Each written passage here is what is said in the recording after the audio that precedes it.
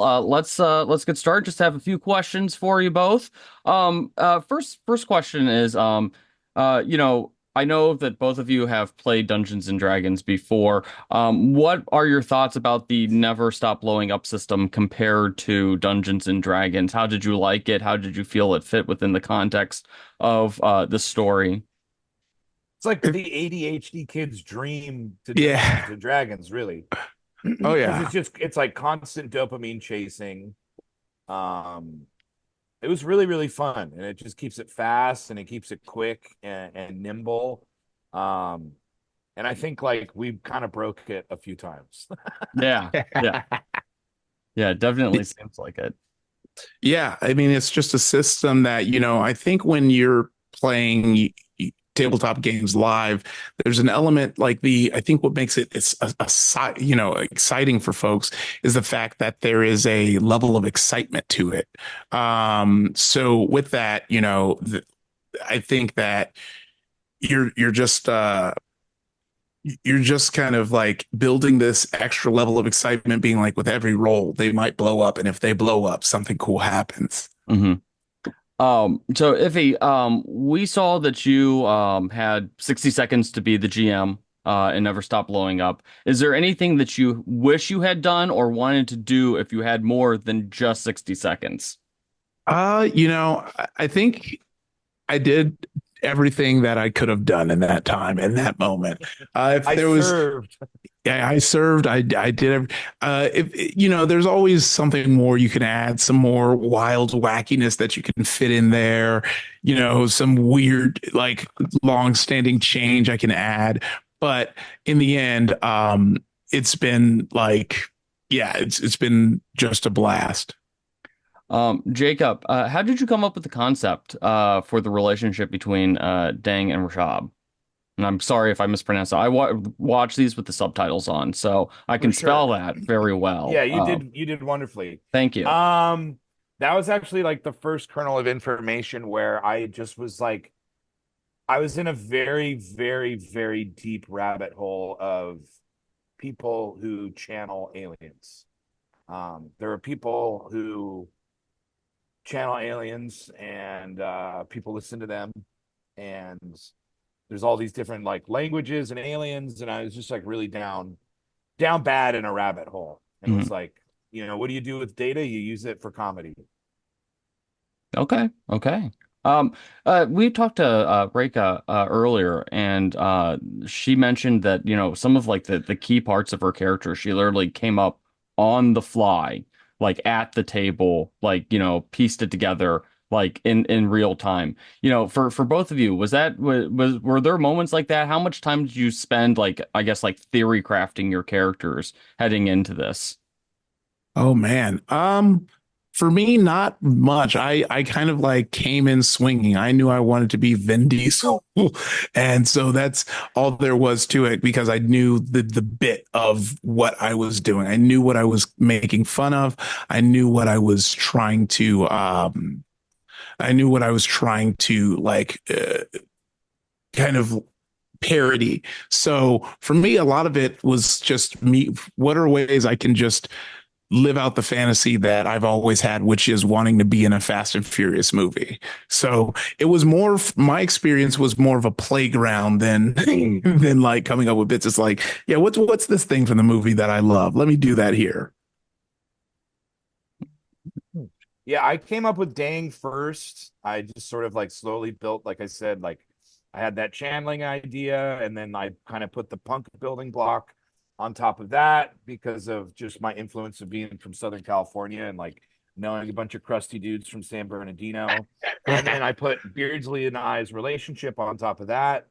And then developed the Greg stock of it all through sort of like a dichotomy mindset of like, so we got Scuzzy Punk. What is the most interesting thing for them to play? And I kind of landed on 007. And once I decided 007, I was doing a lot of research. And then, I remember sending Brennan an email being like, hey, I think there needs to be like this thing called Santa Patron. Like, There needs to be like the government agency that this 007 person works for. I think it'd be interesting if they all used code names. And so like I kind of built a little bit of that with Brennan, in like a session zeros kind of vibe. And that was sort of, and then he presented it in a really fun way that made it Yeah. like a full circle experience. Um, Ify, in episode 9, Wendell, his crush Liv kind of turns on the party. What was going through your mind as all that was playing out? Was that like a shocking? How shocking of a betrayal was that? Oh, it was extremely shocking. I think as like in character, trying to like build this way out. I think it was shocking for two reasons. One, just not being able to do what Wendell was trying to accomplish, but I Mhm. think also not, live the character not trusting Wendell. I feel like that was like a shocker for him more than anything. But I think as a performer, I was super excited. I was like, oh, that adds so much level because I was like, either way, it was a world in which we were all going to take this big risk together and it failed or went, and it was going to like, we would move forward from there. But adding this like other separate element and almost adding just some more sauce on it, considering the fact that you almost have the question of like, would it have worked if, Liv joined in or not? And who knows? Only Brennan, I guess. Yeah, I guess only Brennan would know that. All right. Yeah. One last question for you, Jacob. At the very end, you found the tape for Never Stop Blowing Up. How shocked were you when you found that? Dumbfounded, gobsmacked, you know? Uh so much so that I was really trying to like replay the last kind of day and be like, when did they like get me up to put this under the chair? And like, has it been there the whole time?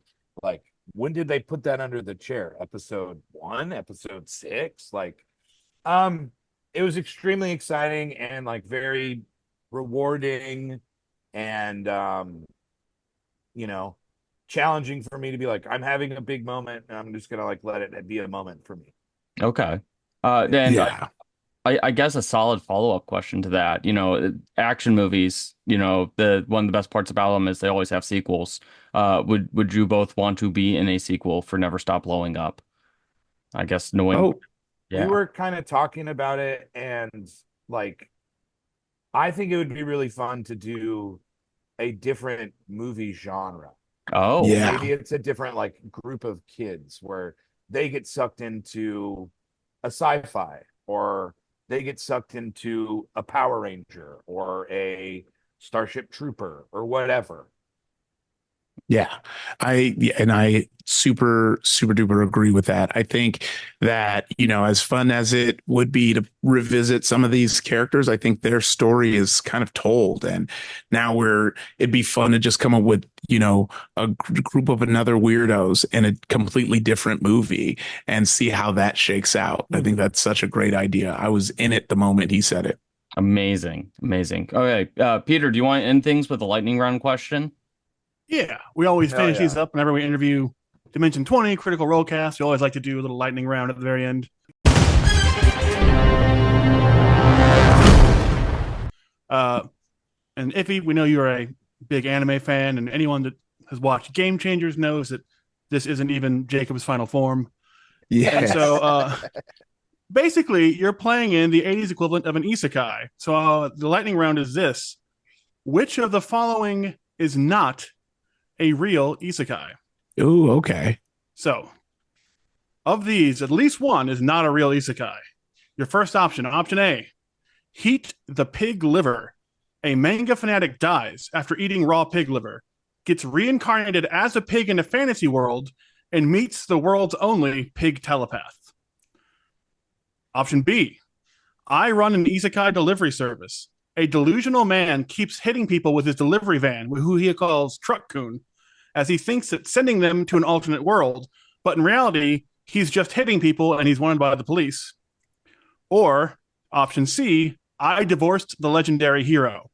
A man is reincarnated into a fantasy world, finds out that his ex-wife has also been reincarnated as the hero of this world, and is forced to be her servant and carry her party's luggage as they fight a demon king. You each get an answer. Ooh. I'm going to go with the second one. C sounds the most real Yeah. to me. That sounds like the most like, that's some tortured, divorced Japanese man working through something. Pig is also, to make it interesting in the spirit of competition, I'll go pig, so we don't have the same answer. Yeah. All right. I'm going B. But B feels like the craziest one. All right. So Jacob, Heat the Pig Liver is a real isekai. It actually exists. And I run an isekai delivery service, is one I just made up, and so is I Divorced the Legendary Hero. Yeah, Heat the Pig Liver is apparently a very popular ongoing manga that's getting into anime soon. Crazy. Oh, wow. So this is the world we live in now. Okay, well, there are new ideas, but they're weird as hell. Yes. Oh God, isekai is one of my favorite genres, and the just weirdness that they have like gone in the last like 5 years it makes it's like a reinvention and simultaneous like parody of the entire genre, and I love it so much because you get into some really, really weird stuff. What was it 2 seasons ago? They had the guy reincarnated as a vending machine. Yes, and that was maybe like the shark moment, the jump. Yeah, we're like, oh, really, dudes? yeah. Okay, so let's talk about Dimension 20 now. Woo! First question for you. How did you decide the G13 was going to sort of take over? I apologize. Usha. Yeah, Usha. Thank you. I read subtitles. You're so fun. How did you decide that was going to happen when the show? That was kind of it. G13 taking over Usha was kind of an in the moment decision because I saw the stats that I had. D20 and tech makes sense, but I had more D20s than everybody else, and I was like the least tech savvy person. I was like the most kind of backward thinking person, like as Usha at the table. Yeah. And it was a bit of a struggle for me, role playing wise, to figure out like, how does this lady who couldn't turn on a computer like a few episodes ago know how to hack, an FBI computer system? Like and especially in the areas I had D20s in that weren't tech. How do I know how to do these other skills? How do I know brawl or stunts at all? I couldn't figure out the role play behind that if I'm really being Usha. So it just made sense. It's just like, if the numbers don't add up to the number they're supposed to, there must be an extra factor. And I was like, I think she is being hacked. And that is why these skills are good. It was just kind of a storytelling moment that filled in the gap I needed where I couldn't figure out the role play. Okay. When you like, did you literally like spring that on Brennan like at the table, or did you talk to him? Mm-hmm. We did not talk about that. Oh, wow. Yeah. So all that reaction was like genuinely him. Mm-hmm. Yeah. Man, that's so cool. Like, don't have anything other to say than, oh man, isn't actual play fun?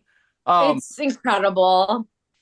So I know that you don't play as much Dungeons and Dragons as maybe you'd like to. I know that you often get invited to do some of these D20 side keeps. How did you like the Never Stop Blowing Up system compared to the Dungeons and Dragons that you have played on camera? I really loved Kids on Brooms or Kids on Bikes.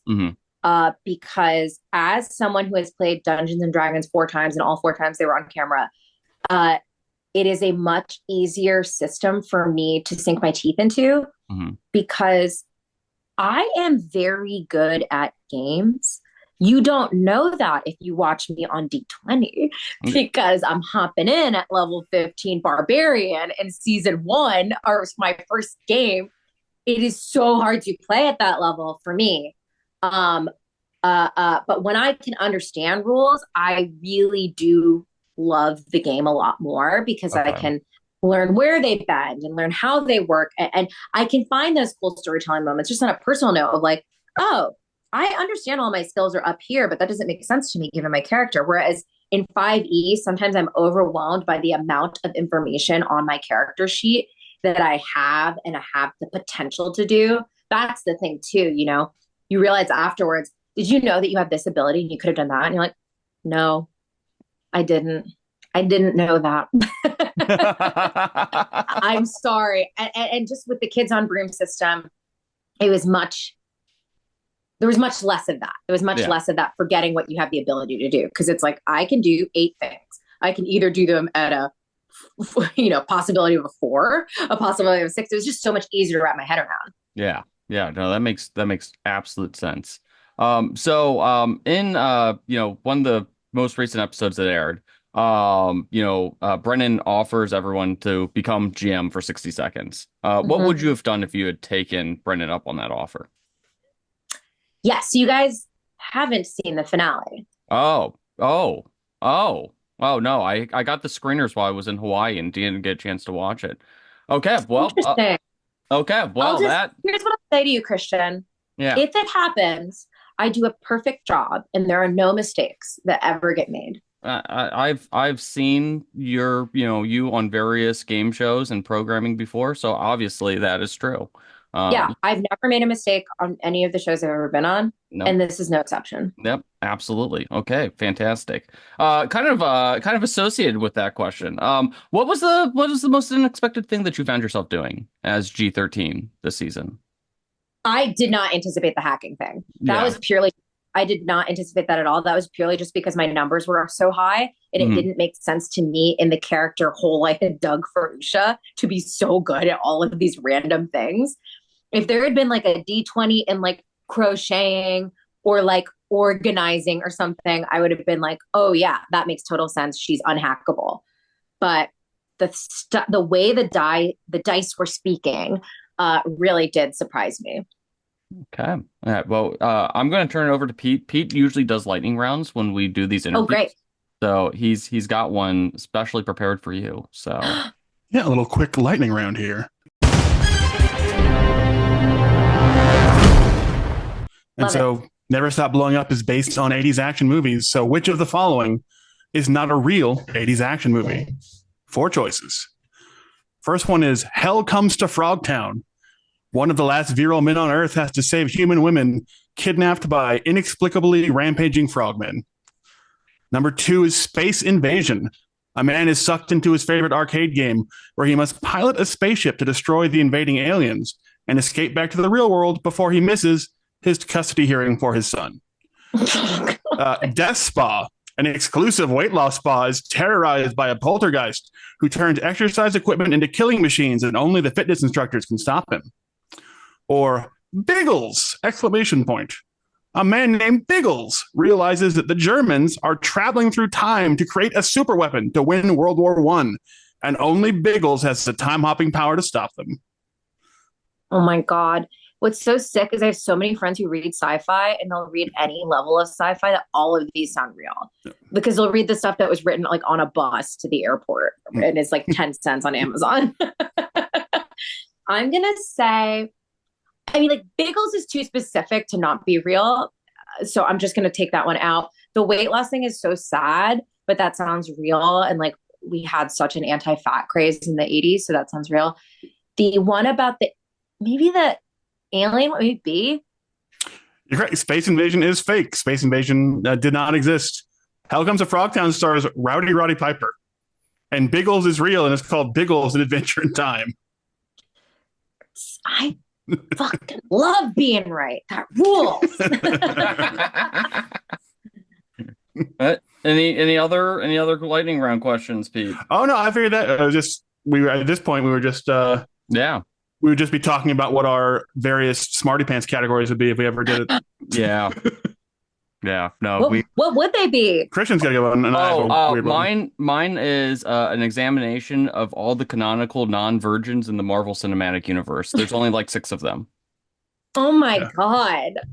And mine would be either how Haikyuu fans are the horse girls of the anime fandom, or why every single fantasy hero that has a sword is an idiot. Wow. Okay. Interesting. No one's done those 2 topics. No.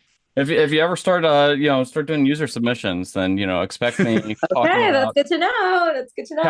Captain America's a virgin and, just, came up with a story, to tell the Hulk. Oh So my God. that's, yep. There is a fascination in media that children like. I won't say it's children's media because everybody likes comic books and stuff, but like no one can have a kid. It has to be their Yeah. nephew. It's always like uncle syndrome. We can't make it seem like this person has had sex. That's bad. Yeah, But they no, can have a brother who has. it's like, Well, canonically, the one time Spider-Man had sex in the comics, he killed Mary Jane with it. Good. yeah. That's Old man good. Spider-Man is all about like, oh no, it turns out everything I have is radioactive. Whoops. Abstinence only. Good. Yeah. Yeah. Make it everyone that they're radioactive. First question, Izzy, this season, Brennan has talked a lot about how the entire, premise of Never Stop Blowing Up is kind of a love letter to you and your love of 80s movies. So what did playing in this season like mean for you? Like, I'm sure you've played lots of games before with Brennan, but was there like an extra layer of specialness caked into this one? Absolutely. It was extremely special. I also, I think it's very funny that, the season that was dedicated to his mom was based off of her seminal work as a writer in science fiction. And the one that was for his dad is about New York City, how much love he has for this city that he and his dad share. And the one for his wife is one where she breaks off the top of the Washington Monument and kills people with it. It doesn't get more special than that. Um, okay. Alex, near the end of the season, Liv and Kingskin both kind of turn on the other players and kind of, start, have their agenda runs counter to everybody else. What led to that decision? We've been talking with players a lot about some of the big moments in this season, and I was kind of curious, why'd you decide to go that route? Yeah, I guess for Kingskin, maybe a choice like that is a little more expected. But I think for Liv, like as a character, she's just had so much resentment building up over uh the season, but also just over a lifetime. And um it felt like a very inappropriate time for her to finally snap and be selfish. And yeah, the whole season had been such big swings, and it felt like a big swing to make. So Okay. I think it's such a cool move, and like it's just like a brave move as a player, honestly, to be like, I'm gonna fuck off and be selfish right now, and it was a really, really cool moment in the story. Well, and usually when you see that happen at the table, like in a tabletop RPG, that's like the premise, that's like one of those like D&D horror stories that you read about like on Tumblr all the time.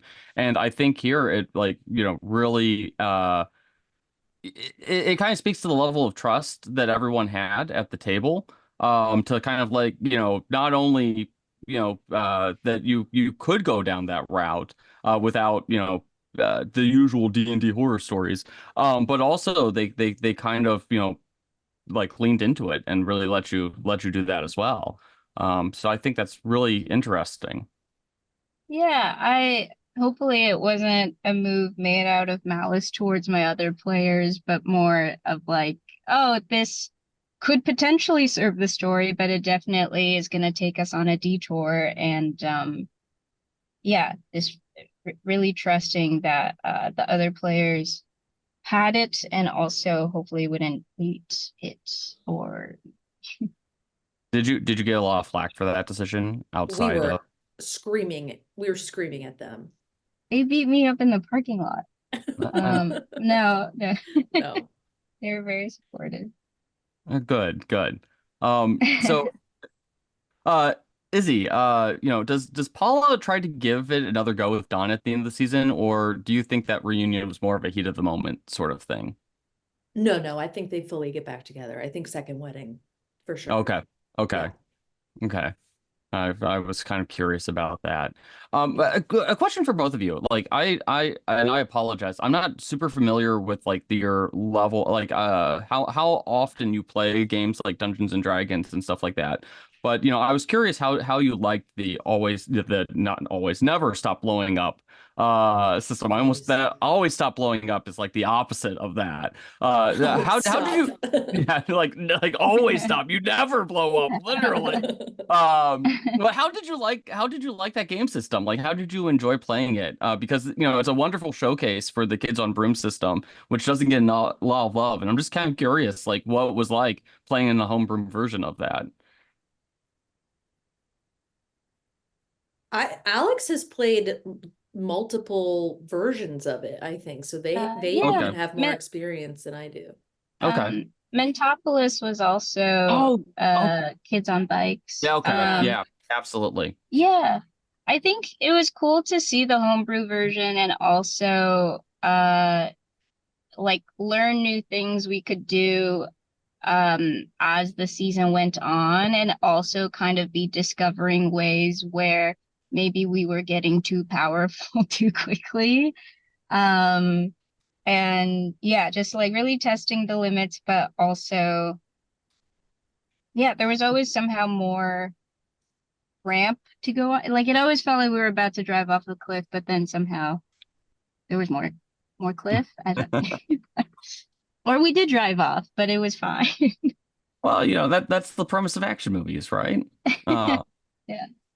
Another question for you, Alex. Does Liv stick with the suit apprenticeship and take that gap year? And how do things resolve with Wendell? I think Liv does stick with the gap year and the suit apprenticeship, and I think Liv and Wendell, like long term, I think they dated for a while, broke up as you do when you're becoming an adult in your 20s, and then got back together and are in a very happy, open relationship. So last question that I have, and then I'm going to turn it over to Pete for a quick lightning round question. But there were a lot of wild moments in this season, but were there any particular moments that you surprised yourself with your character decisions? Like with was there like a moment that you decide to do something and you kind of like realized afterwards, like, whoa, that was not even I was expecting that.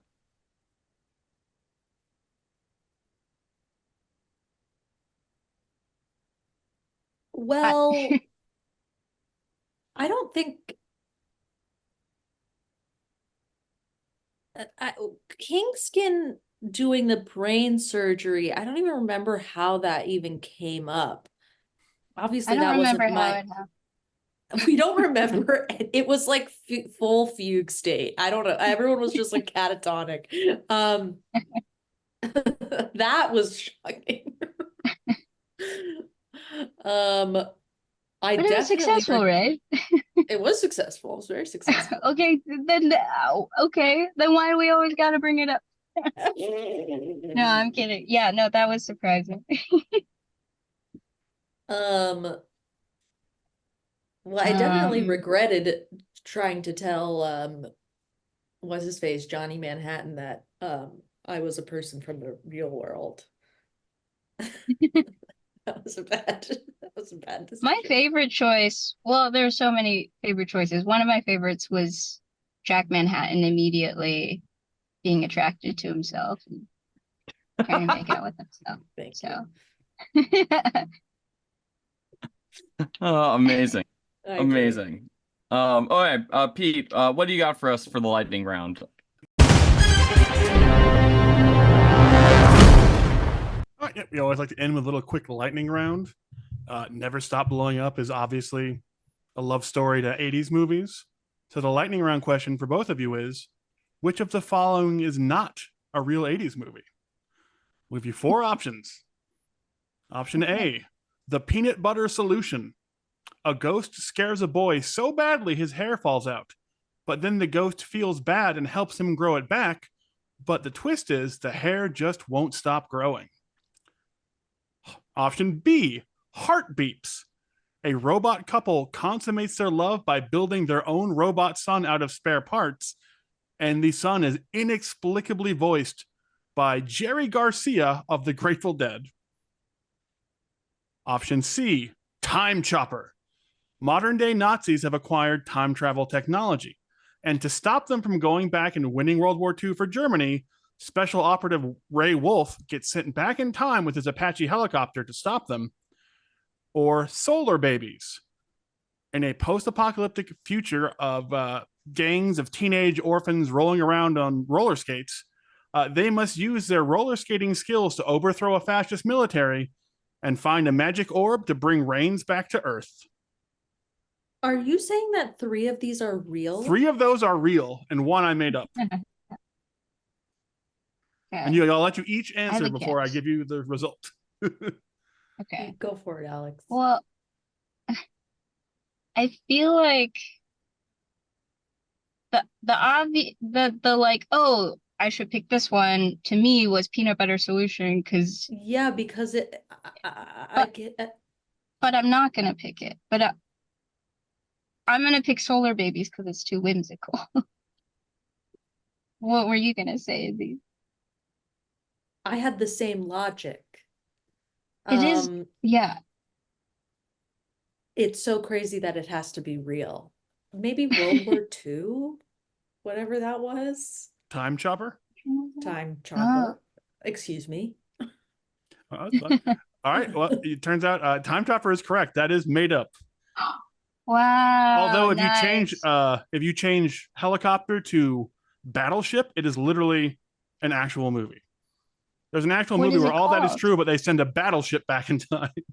Jesus Christ. Is the title Time Chopper still? No. No, it's called Time Boat. It was something we did it. It was Beardsley's lightning round question when we were doing one of these like a year ago. Oh shit. But yeah, Solar Babies is real. It was part of that whole peanut fad butter of like ghost hair. Yeah, the ghost one was insane. That's so wild. What is that? The peanut butter solution? It is. It's called that? It's called the peanut butter solution. The like summary didn't have peanut butter in it, so it feels like the title is a spoiler of like, does he solve it with peanut butter? It's a Canadian film. And the greatest thing is because it's a Canadian film, the song is the music is done by an incredibly young and not quite famous Celine Dion. It's actually her first ever English language songs. Yep. Wait, who did it? Sorry, it cut out. Celine Dion. Oh wow. You're in a Zoom room with a Canadian right now. I am Canadian. Well, my only question is how did you not know about that movie? It sounds wonderful. Canadians famously love peanut butter, so it all checks out. Canadian education system failed me. I think that might be the first time I've ever heard that, that phrase said. Well, that's all the questions we have for you. Thank you very much for your time. We appreciate it. And, it was wonderful watching you both this season. So thank you so much. Thank you. It was nice chatting with you both. Nice chatting with you too.